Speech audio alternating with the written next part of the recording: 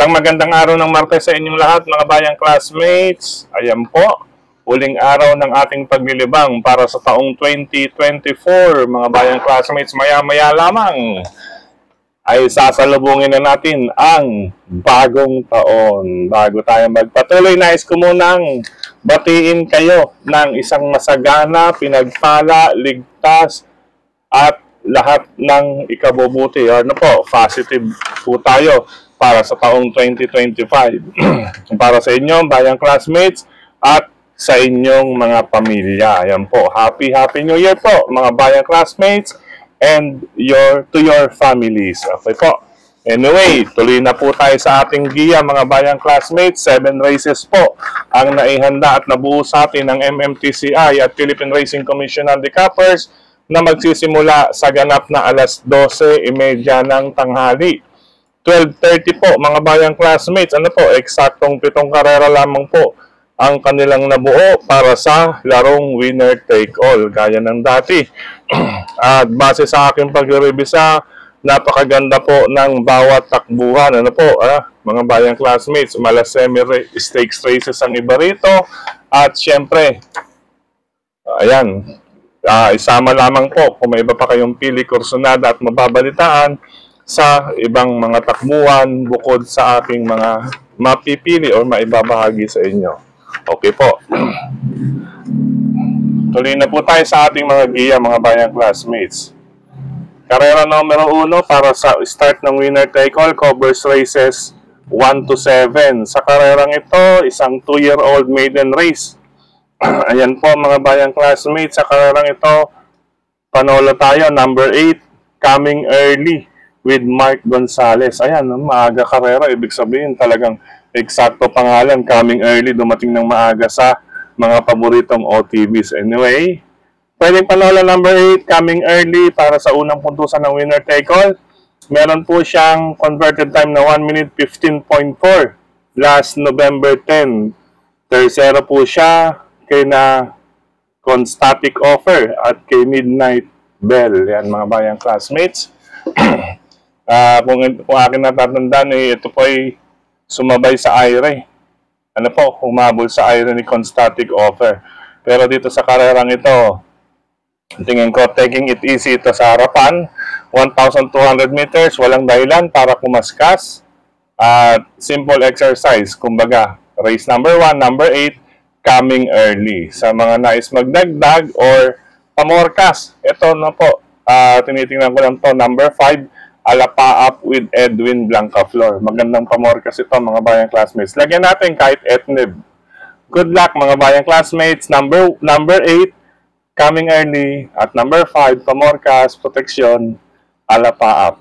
Karera numero 1. Lumako tayo sa race number 2 para sa pick 6 covers races 2 to 7. Ayan mga bayang classmates. Ito, na-scratch lang the last entry niya, ano po, huling pagsali niya.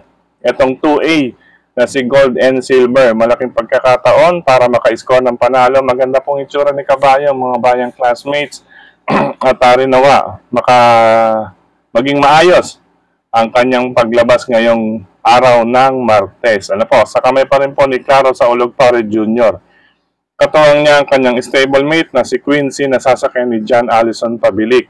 Number 2A, Golden Silver para sa race number 2. Kalaban, ito, magbibigay din ng laban ito pag sungaw sa rektahan dahil maraming mga banderista dyan. Ano po, puro letter B.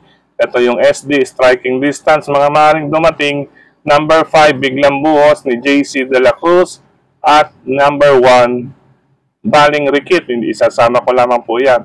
Kinakailangan maging maagap lang ito si JC Guerra. Ayan po, dalawang JC pala. Ano po?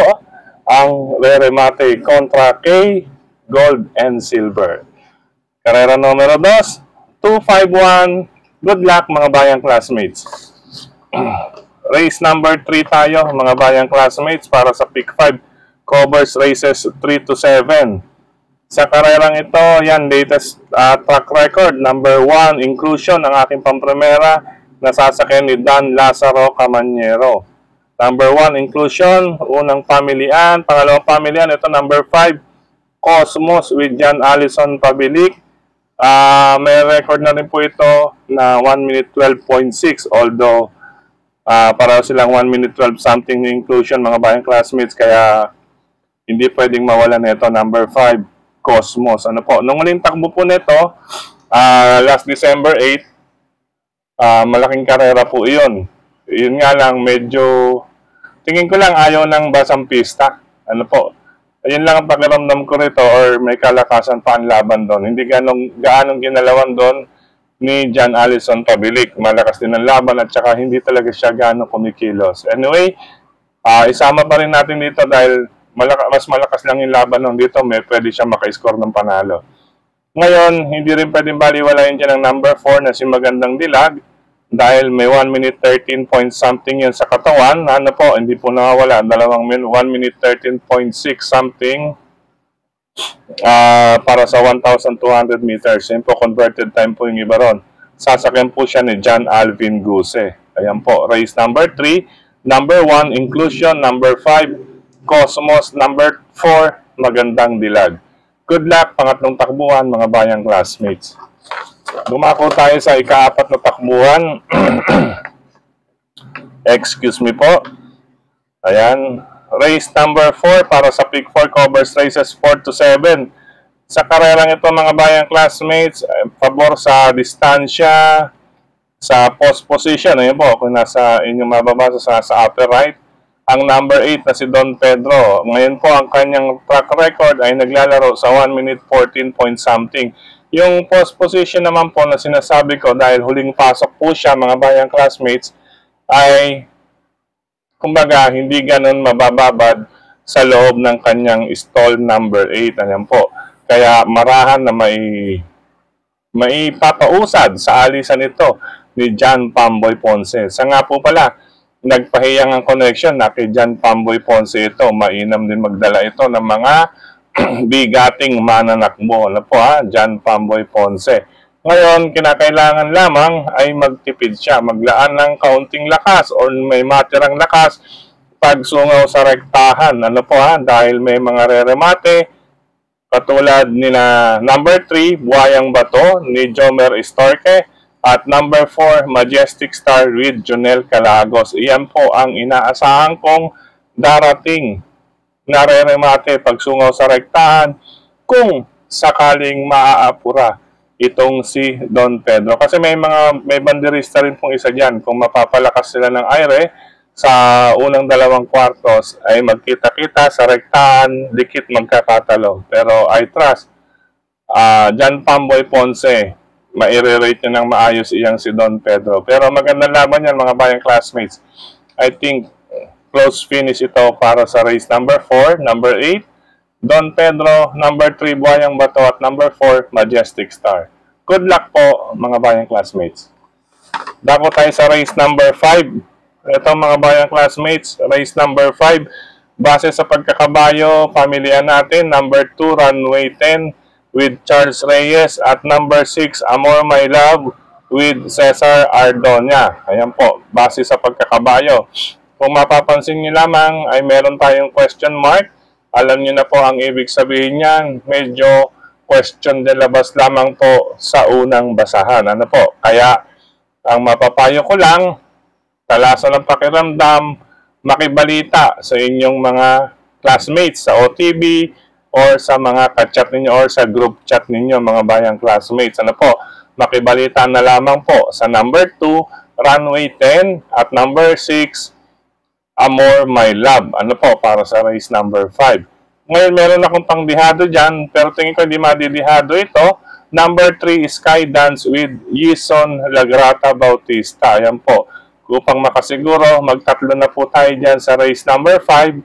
Even though lamang sa pagkakabayo, yung 2 and 6, si Skydance po ang sisilat if ever masagot ang ating question mark. Okay po. 263 para sa race number 5. Good luck, mga bayang classmates. Race number 6, penultimate race. Ayan.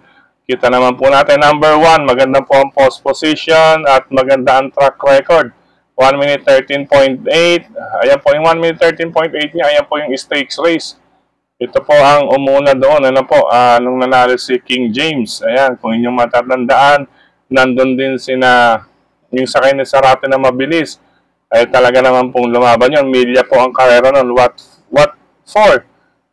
Dito sa 1,200 meters. Kaya pwedeng soloin ito. Number 1, Mommy's Love with Kem Malapira. Ano po? Kem Estrella Malapira. Ayan po. Kem.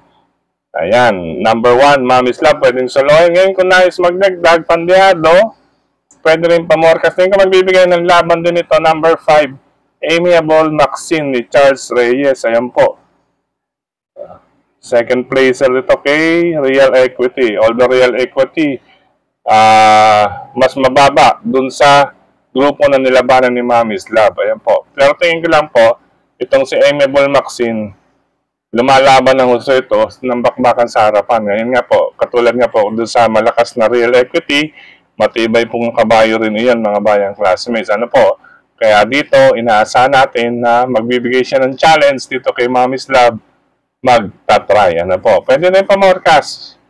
Okay po. Ulitin ko, race number 6. 1, Mommy's Love. Malakas po ang nalabanan. Separate na lamang po ng listahan. Solo number 1, Mommy's Love. At kung nais magdagdag, 5, Amiable Maxine, pwede na rin pamorkas. Good luck mga bayang classmates.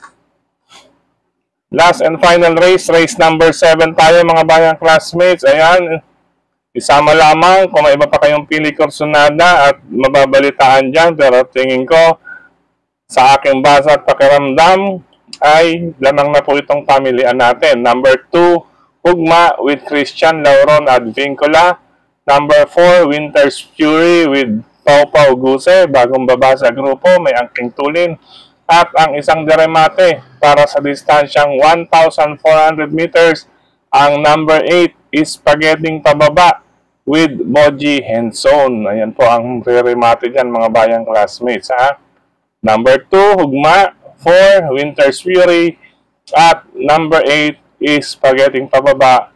Last and final race, race number 7, para ngayong araw ng Martes, uling araw ng paglilibang taong 2024. Sa pagkakataong ito, muli, maraming salamat sa inyong pagtutok, pagtangkilik, pagsubaybay. Higit sa lahat po, mga bayang classmates, ang pagtitiwala. Ayan, mga bayang classmates, ano po? Maraming salamat. Excuse me lang po, mga bayang classmates, may tao lang.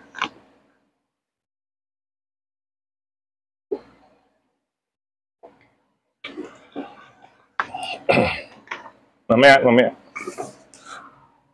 Ayan, maraming salamat sa isang buong taong pagsasama natin mga bayang classmates. Maraming salamat sa suporta palagi sa atin ni Sir Dennis Gonzales. Hindi po siya nariyan po siya palagi sa atin. Sumusuporta yan po mula po yan sa friend group. Ayan po. Happy New Year din po sa mga samahan ng bayang karerista sa social media. Ano po, marami po tayo dyan. At syempre, maraming salamat din kay Tokayong Frederick Cabil sa pagbabahagi na ating giya sa kanyang mga grupo ng karerista sa social media. Maraming salamat din sa lahat ng admins at members ng grupo ng karerista sa social media. Sa mga nagla-like, nag-heart, nag-share, mga nagko-comment. Maraming salamat po sa inyo mga bayang classmates. At maging dito sa ating YT channel. Siya nga po pala.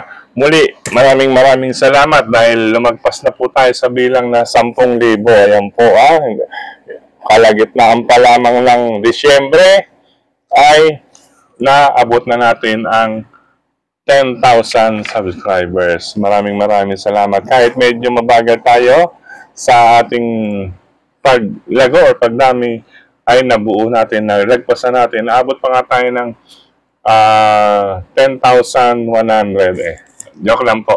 Anyway, maraming salamat din sa mga nasa OTV, mga namimit natin. Ano po, binabati ko, Happy New Year.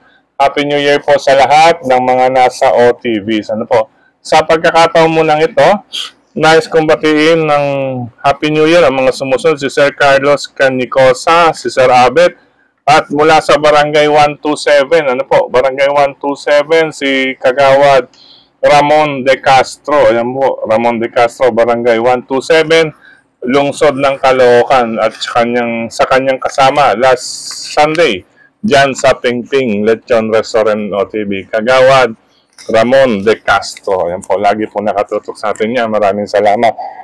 Happy New Year and happy racing po. Sa lahat ng mga bayang karirisa dyan sa lungsod ng Valenzuela, syempre RTOTB, sa MJ or JM OTB, dyan po sa Dalandanan, sa Mr. Bonjing OTB, sa bungad ng Fortune 5, Paso de Blas, ni Malinta Exit, ni Sir Willie Afan Jr. Hello po sa inyo lahat dyan. Kay Iya, ayan, Iya, magandang dilag. Pagkakataon, po, may paborito po ni Iya, si magandang dilag. Mula dyan sa Mr. Bonjing OTB, yan po. Siyempre si Sir Willie Apan Jr. Happy New Year po. Siyempre pagdating din sa lungsod ng Caloocan, Cap Don Barry RD Jr. and Friends, Stanley OTB, hari ng Yambo OTB, Scotts OTB, parte na ng Caloocan, dulo ng 6th Avenue, kanto ng A. Bonifacio, parte na po yan ng Quezon City, Banal OTB. Siyempre, Quezon City, ang Cresta OTB. Alam po sa inyo, Cresta OTB, Bayang Karerista. At siyempre, dyan po sa Pingping Lechon Restaurant and OTB, Happy New Year po. Kay Cap Makachua, kay Sir Bong Chua, at sa mga Bayang Karerista dyan sa nakakaharap natin sa Pingping Lechon Restaurant and OTB. Ayan po, hindi lamang po paglilibang dyan. At subukan nyo rin po. Malamang ngayon, dagsa dyan ang mga o-order ng lechon. Ayan, Cap Makachua. At syempre, mga kaibigan natin dyan, syempre, mga brothers, yet mga lansan, kung ayaw ninyo naman po ng lechon, meron naman tayong crispy ulo at crispy pata. Kontakin nyo lamang po sa FB page, yet Manalansan, crispy ulo, crispy pata. Nandyan po yan sa Mayla Loma, Quezon City. Malapit na area, sa mga Blumentritt, Sampaloc, kayang-kaya pong maabot ninyo yan dyan sa La Loma, Quezon City. Yet, crispy ulo, crispy pata. Siyempre, hello rin kina Brother John, Brother Gary, Brother Edgar, Brother Mon. Ayan, kita-kits dyan sa Pingping Lechon Restaurant and OTB. At siyempre, dyan sa Blumentritt, sa Tatsuki OTB, sa Bayani OTB, yan, sa Barkadahan OTB, hanggang ngayon hindi ko pa nararating Barkadahan OTB. Siyempre, bibisitahin din natin yan pagpasok nitong January.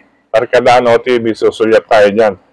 Hello rin sa yun kay Brother Bobby Bertol sa may Camarines, sa OTB dyan, New Words ba yan? At saka sa Kambingan OTB, hello po sa inyo. Anyway, mga bagay classmates, Happy New Year po sa inyong lahat.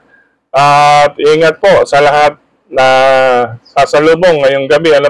Pagpalit ng petsa at pagpalit ng taon. Ingat po, lalo-lalo na sa mga bata, mga anak natin. Huwag natin pababayaan, mga bayang classmates. At harinawa, bigyan tayo ng magandang panahon sa pagsalubong ng bagong taon 2025. Happy New Year, everybody! Happy New Year! I love you all, mga bayang classmates, sa mga riders na katulad ko. Ingat-ingat sa kalsada. Love you, bayang classmates. Bye-bye!